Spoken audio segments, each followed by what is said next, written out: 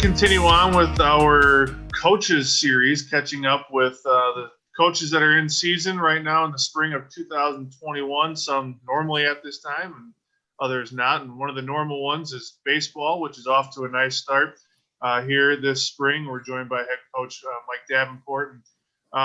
Coach, I've kind of been beginning all these interviews with just kind of the general, elephant in the room of COVID and just kind of an assessment of how it's affected your program. Obviously, you had a very shortened 4-game season last year, and rosters tend to be in flux as a result. But how have you seen an impact, positive or negative, with your program based on COVID? I'm not sure what the positives of COVID are for any program, quite honestly, as far as like the restrictions and all. But I guess I'd first just like to say that we're happy and grateful that the college has been willing to let things kind of play out, and I know that they've done a good job at looking all the numbers nationally and statewide and region, and though I think everybody's kind of always been on edge, just not knowing what's coming and what potential there is for COVID concerns and scheduling and all that. Our college has been at the top of the list in terms of how they have treated the importance of knowing that it's really important for these student athletes who've invested so much time to have the best chance to be on the field, but more importantly, to be on the field safely and with testing and protocols and all the things that we're doing, though nobody likes to have to wear a mask and all that, but it is what it is at this point. We're just happy to be playing, and our guys have done a really good job of adapting to the circumstances and situations. And yeah, Dr. Daniels and the college board and all the conversations with Vice President Thomas and Steve Hauser as the athletic director. Obviously, I think we've been at probably the top of the list in the region in terms of how we've handled this whole thing. How have some of the returning guys that didn't get to have that season last year, how have they grown and developed with just basically practicing and scrimmaging each other for well over a year before you got a chance to play this year? Especially how have some of them maybe made their way into leadership roles? Yeah. Well, when you look at our roster, right, we don't do it, but I think some colleges have like identified the COVID freshmen, right? Right. Our roster, we have one sophomore listed on our roster. So the rest of them are freshmen, and we know that they're not all true freshmen. And some of them will be back next year even, and based on what is the best for them in terms of the academic end and baseball combination. And then there's a good number of guys who knew and know that they're moving on next year just because they're going to have a degree. And so back to the original question, I think that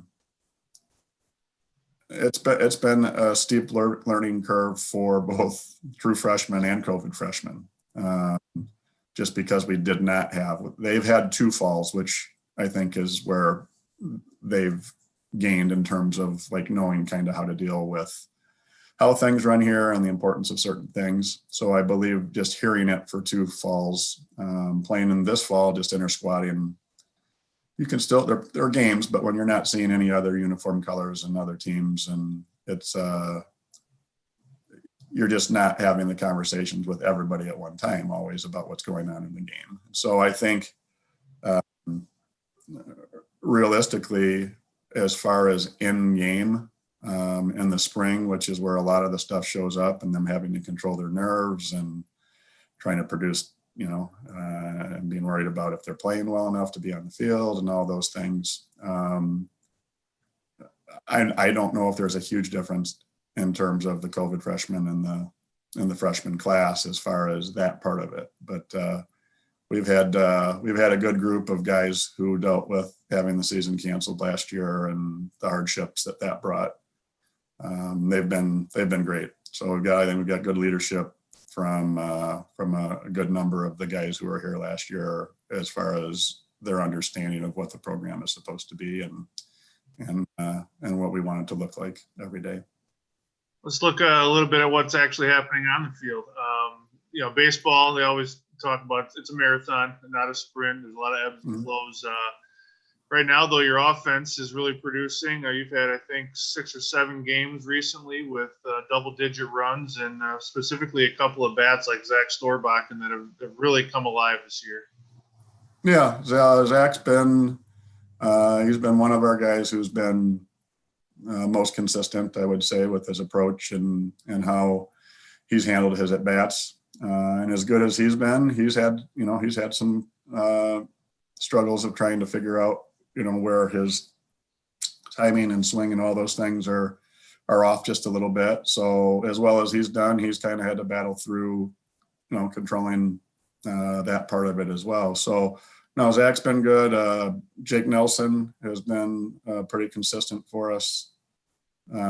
Struggled a little bit at the beginning of the year, and he's kind of figured out he's doing a lot of things that are very valuable to what our program success comes from offensively. And then Gunnar Doyle's been pretty good of late as well. And then, all the other guys have had moments through the games that we played. And we are always talking about trying to be the best we can be at the end of the year. And that message has not changed. So it's been good not having our normal Arizona trip where we go play 12 games against teams that are all good and have good pitching, and they're on their buys typically, or they're our off week conference. So we see people's good and top arms often.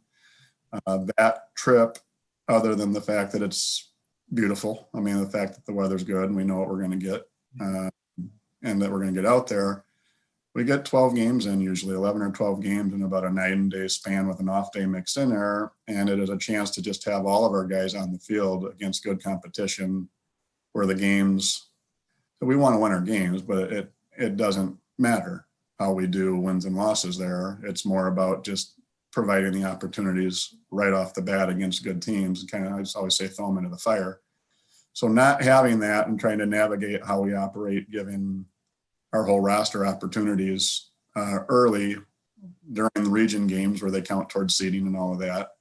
I'm happy that we've maintained pretty close to what we normally do with with how we operate, and so it's it's good for these guys to have their opportunities, whether it's